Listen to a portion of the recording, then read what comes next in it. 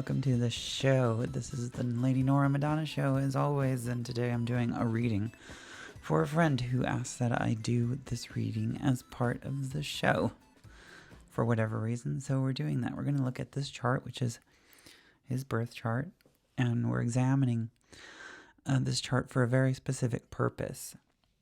They are going through some difficulties in life, and they want to know why they are feeling the way they are feeling as these things develop and resolve, perhaps at some point, but maybe not for a long time. We have no idea. So we're working through these energies that feel very uncertain in terms of time frame and why they're happening and why we're feeling these things.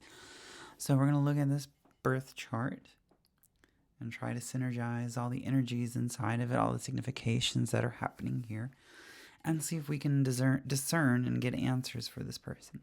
I'm going to try not to reveal too much, but this person has been having to live with their parents and is now caring for their elderly parents as they move on in life and become, less and less firm in their capacities and approach the end of life. This is the end of life care of their parents that they're performing. And it's a hard time for anybody to have to go through to do this. It's a flip-flop. It's like a complete reversal of archetypes. Now the child is caring for the parent, and you have to examine the parent as they revert back into this childlike state of incapacity. And the whole perspective is shifted and flopped around. So this is challenging for anybody, and especially some people who have conflicts around parental figures, challenges around parental figures. So there's a lot that this chart speaks of to this issue. When I thought about what does it mean to care for somebody, what does it mean to provide care and be a provider, I naturally think about Vesta, who does exactly that. Vesta is the point of devotion, the point of being asked to give the self into devotion, and how you care for the things that you're devoted to, how you provide care. Vesta is the one that provides the care and holds things together. You think about the Vestal virgins were devotees of Vesta, and they were selected. They were children who were selected from their parents before the age of 10 and put into the service of the Vestal virgins. And their job was to remain in the temple in Rome and tend to the eternal flame and preserve their virginity essentially throughout their life for like a 30-year term. But they were given, much was expected of these women, and much was given back to them in the form of privileges. So there is both great sacrifice and devotion that is given in the act of this sort of service, but also much is given back in a lot of ways. This is happening in the 10th house. So there is service given in the 10th house, and there is recognition. And in fact, this person really, in a lot of ways, wants to be seen as someone who is able to provide service in various ways and able to provide that with commitment, because Juno is here. Juno is the asteroid of commitment. But we also have Uranus here. We have Uranus, and that is the point of uniqueness and individuality. It's what defines us against everything else, against the conventional systems. It's the rupture that has happened of our individuality, the point that we have differentiated away from what is conventional, and now we have to assert our uniqueness in this particular way. So this person wants to be recognized for their capacity to serve, but it has to be a little bit on their own terms, in their own unique way.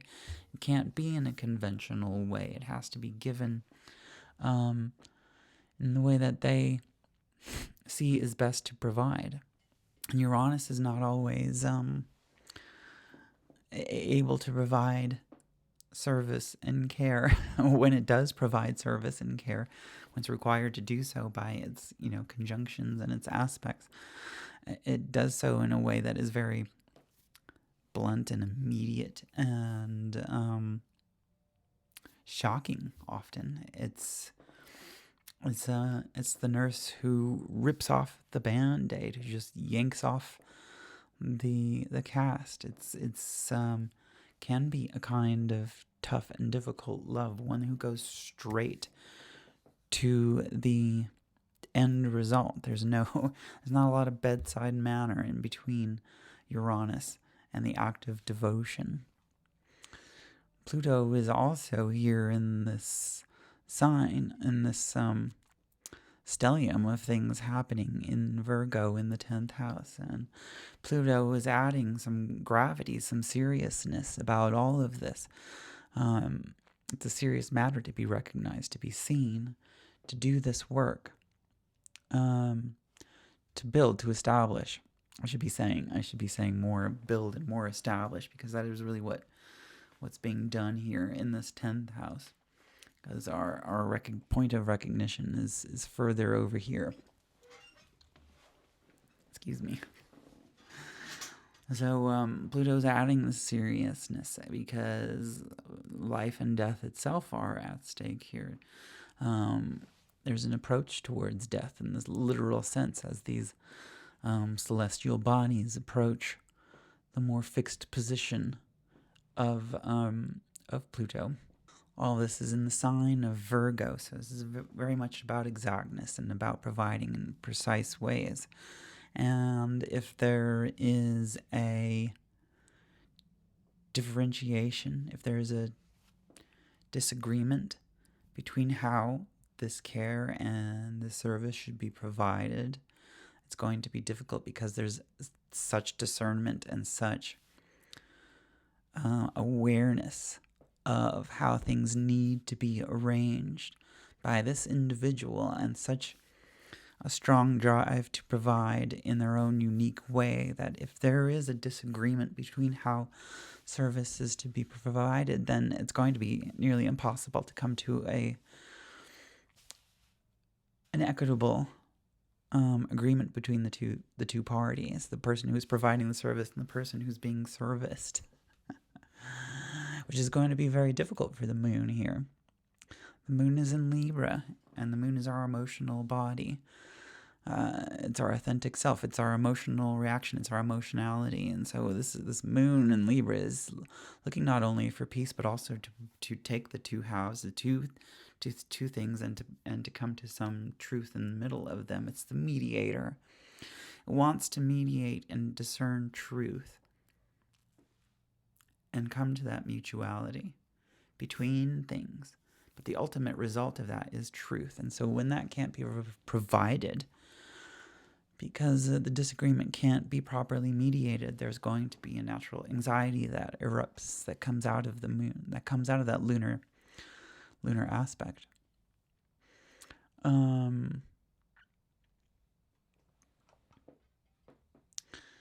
This person's midhaven, which is that sense of recognition or how you are seen in the world.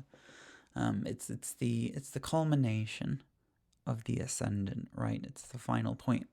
It's the final angular point before we get to the ascendant. It sits at that square between the midhaven and the ascendant. That's here the MC. And so where the ascendant is like sort of a first impression, or how you react and move through the world, that the MC is the culmination of the entire 9 houses between the midhaven and the ascendant. It's the culmination of how you have moved through all of these houses, through that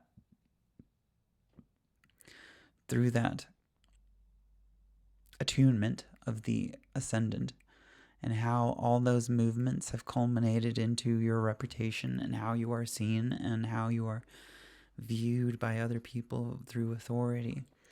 And this is conjunct Lilith, which is the point of feminine rebellion. It's the point that says, you're not seeing me in the way that I truly am. You're trying to fit me into this into this role that I don't fit into. But this is who I truly am and who I want to be recognized as. And all of that is sitting in the 11th house. So that recognition wants to be seen in the organizations and the greater culture that we surround ourselves in. This person wants to be seen by the collective as this person who stood up and said, this is my role. This is who I am. This is what I want to do. And you can't tell me what I'm supposed to be doing because I don't fit any of that. And there's a deep-seated sense of all of this that happens because the Sun and Neptune and Venus in retrograde are sitting here in the 12th house in Scorpio. And the 12th house Sun, 12th house placements are very liminal in their character. The 12th house is the unseen house. You can't have direct access to what's in the 12th house. It is the house of the unconscious. It is the liminal space of the psyche. And so the Sun sitting here, it is as though my identity, my character that I create, my egoic senses in this part. I'm trying to do a podcast here, Kitty, a YouTube channel. The Sun is in this liminal space. The culmination of our identity has come together and it sits in this liminal space. There can be this sense that we have lived our life in an airport terminal. We're always in the in-between. We're always in the alleyway. We're always just waiting for the thing to happen sometimes. That's the liminal space that we find ourselves in.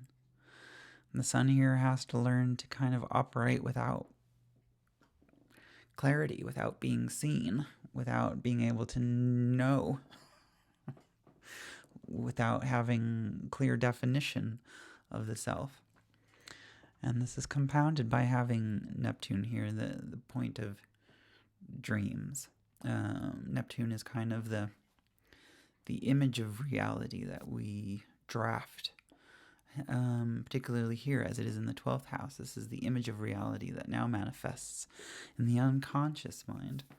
And this image is unseen.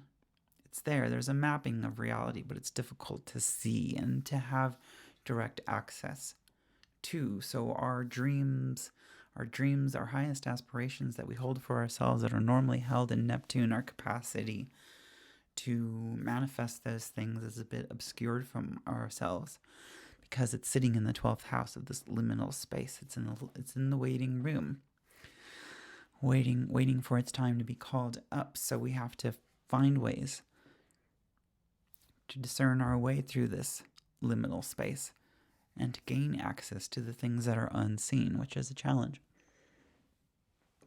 This may not have direct ramifications to the situation of how we give service, but it does give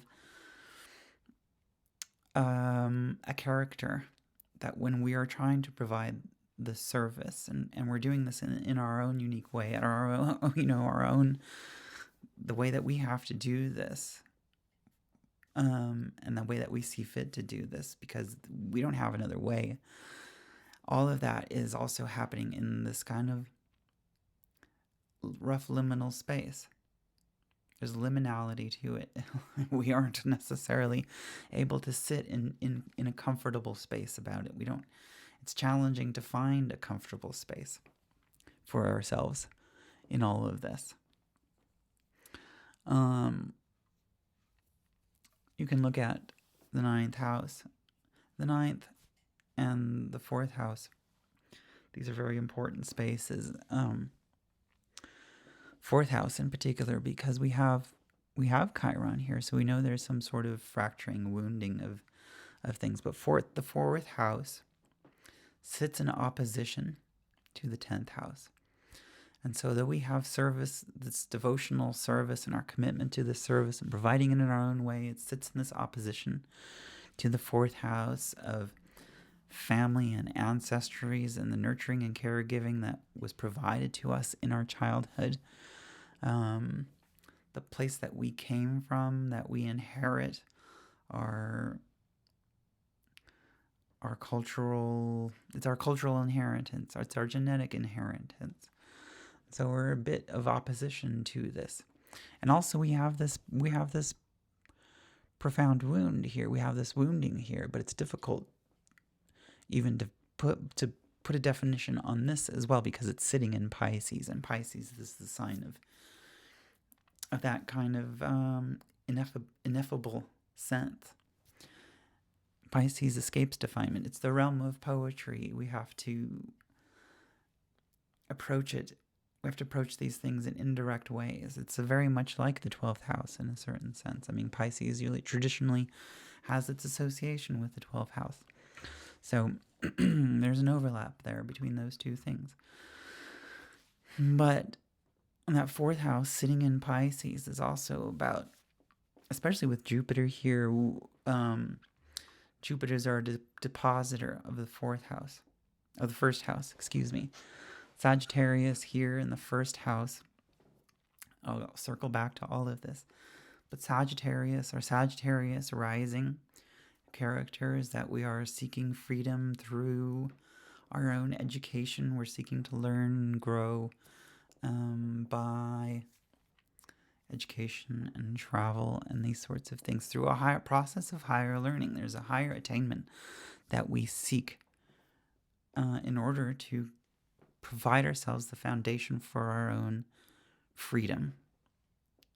The Sagittarius truly lives by the notion that an unexamined life is not worth living, that wants to examine life and know it fully by exploring through this higher methods of learning. And so Jupiter rules Sagittarius, and it's depositing here into the fourth house, which means that in this looking for that higher learning, we're looking back through the cultural heritage, through our own cultural heritage, our own ancestry, and through the academic, the history of academics, the cultural conversation, the conversation of history that happens through great works. That's also happening here in this fourth house.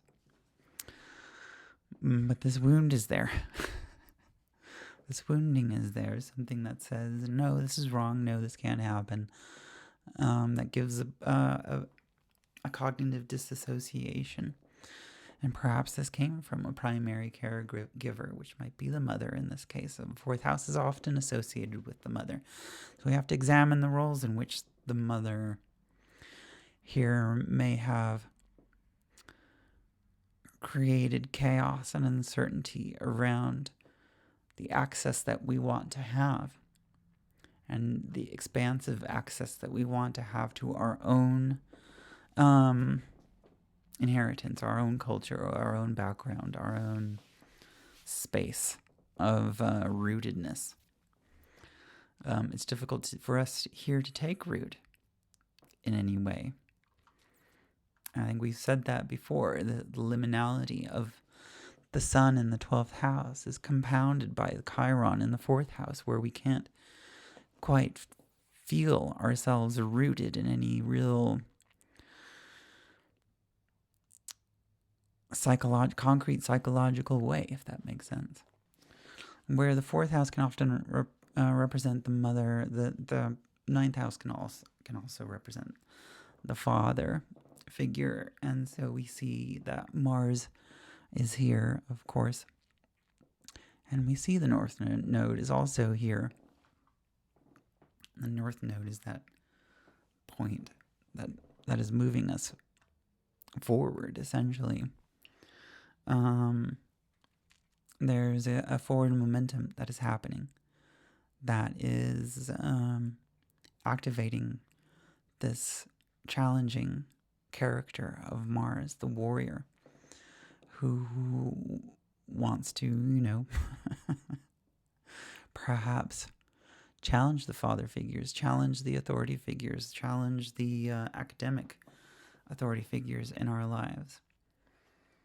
And so where there is a wound here in perhaps with the mother in the integration of ourselves, perhaps in not being able to meet the ways in which we are asked to integrate with others, because Pisces is also integration. It's about the dissolving of boundary between ourselves and the collective, and that's can be a spiritual act. But when there is a wound here, which may also come from this, intense individuality and rebellious nature that we are seen for, that it's difficult for us to integrate in this way. It's difficult for us to sacrifice into the other because there is this wound here that is difficult. It's difficult for us to put our finger on exactly, but it's there. It's this not fitting into that request, to the demand to self-sacrifice into our family, into our ancestry, even though there's this keen interest in it and we want to expand and we want to learn from it, but we can't quite integrate ourselves into it. So this person asked me, they said that they knew that they wanted to provide the service and that it was, being called to them, but they were having difficulty providing the service with a smile.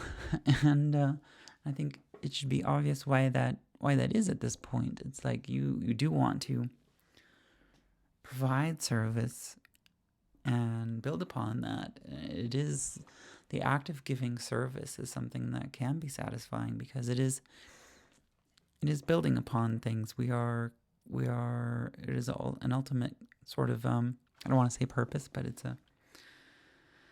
an act of construction. It's an act of design to give into things, to give and uplift in a way. But at the same time, we have to do this in our own way, and there's a challenge. There's an opposition to the family. There's an opposition to the way that we've been asked to integrate in the past, and couldn't do it because of our inherent rebelliousness. We have this inherent rebelliousness that says we can't fit into these structures, into these conventional modalities that you're asking us to integrate ourselves into. We cannot do that. But we can provide in other ways, in our own unique ways. And it's just as serious and just as important and just as transformative as anything else. But in being asked to provide the service, the disagreement between being asked to do it in this conventional way, in this way that integrates the self with legacy, with ancestry, with the family, it's an opposition to the way that we want to do it for ourselves. We see fit to do it. So there's a natural disagreement, and those two things can't be reconciled. And so there's anxiety, there's natural discomfort that happens with the moon being unable to resolve things, which it wants to do. It wants to mediate these things, but can't do it. And in the battle between these things, we know that we can't. We have to defer to our own inherent authority, which means that we don't necessarily provide with a smile. We're not happy to do this necessarily because we can't integrate in the way that we're being asked to do so. We can only provide in the way that we know how to do and that we see fit. So that's the story going on here. I hope you're able to follow along and see how all these energies are interwoven. I barely even looked at aspects. I hardly ever do, other than the opposition here. I could probably spend another hour looking at those things, but the flow of energetics that is already happening here, there's a lot. there's a lot that can be derived out of that. And I think that's plenty. That's plenty to go off of at the moment. So that's the show for today. Thanks for stopping in.